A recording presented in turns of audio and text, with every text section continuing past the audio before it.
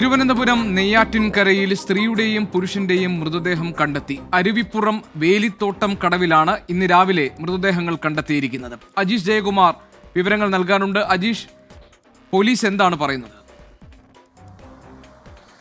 Gopi, police പറയുന്നത് ഇന്ന് രാവിലെ നാട്ടുകാർ അറിയിച്ചതിനെ തുടർന്നാണ് നെയ്യാറ്റിൻകര പോലീസും അതേപോലെ തന്നെ മാരായമുട്ടത്തു നിന്നും ഫയർഫോഴ്സും അവിടെ എത്തി പരിശോധിക്കുന്നത്. രണ്ടുപേരുടെ മൃതദേഹമാണ് കണ്ടെത്തിയത്. ഈ സ്ത്രീക്ക് 40 വയസ്സിനടുപ്പിച്ച് പ്രായമുണ്ട്, പുരുഷന്റെ മൃതദേഹത്തിന് 50 വയസ്സിനടുപ്പിച്ച് പ്രായമുണ്ട്. ഇവരെ രണ്ടുപേരെയും തിരിച്ചറിഞ്ഞിട്ടില്ല. ഇവരുടെ കൈകൾ പരസ്പരം കൂട്ടിക്കെട്ടിയ നിലയിലാണ്.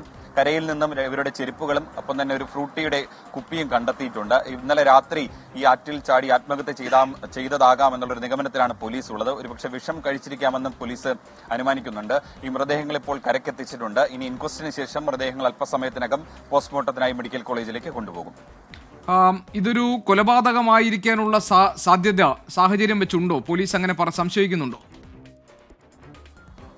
നിലവിൽ പോലീസ് അങ്ങനെ സംശയിക്കുന്നില്ല. പോലീസ് പറയുന്നത് ആത്മഹത്യയാകാനുള്ളൊരു സംശയമാണ് പോലീസ് ഇപ്പോൾ പ്രകടിപ്പിക്കുന്നത്. അതായത് ഈ കരയിൽ ഇവരുടെ ചെരുപ്പ് ഊരി വെച്ചിട്ടുണ്ട്, കൂടാതെ ഒരു ഫ്രൂട്ടിയുടെ കുപ്പിയും ഈ കരയിൽ തന്നെ കിട്ടിയിട്ടുണ്ട്. ഇവർ വിഷം കഴിച്ച് ഈ ആറ്റിൽ ചാടിയതാകാമെന്നുള്ളൊരു നിഗമനത്തിലാണ്, ഒരു പ്രാഥമിക നിഗമനത്തിലാണ് പോലീസ് ഉള്ളത്. എന്തായാലും പോസ്റ്റ്മോർട്ടം നടപടികൾക്ക് ശേഷം മാത്രമേ ഇവർ വിഷം ഉള്ളിൽ ചെന്ന് ആണോ മരിച്ചത്, വെള്ളം കുടിച്ച് മരിച്ചതാണോ എന്നുള്ള ഒരു നിഗമനത്തിലെത്താൻ സാധിക്കുകയുള്ളൂ. എന്തായാലും ഇന്ന് രാവിലെ നാട്ടുകാരാണ് ഇവരുടെ മൃതദേഹം ആദ്യം കാണുന്നത്. ശരി, ഇത് നെയ്യാറ്റിൻകരയിലാണ്, തിരുവനന്തപുരം നെയ്യാറ്റിൻകരയിലാണ് സ്ത്രീയുടെയും പുരുഷന്റെയും മൃതദേഹം കണ്ടെത്തിയിരിക്കുന്നത്. അരുവിപ്പുറം വേലിത്തോട്ടം കടവിലാണ് രാവിലെ മൃതദേഹങ്ങൾ കണ്ടെത്തിയത്. പോലീസ് ഇക്കാര്യങ്ങളിലുള്ള അന്വേഷണം നടത്തിക്കൊണ്ടിരിക്കുന്നു. അജീഷ് ജയകുമാർ ഞങ്ങളുടെ പ്രതിനിധിയാണ് വിശദാംശങ്ങൾ നൽകിയത്.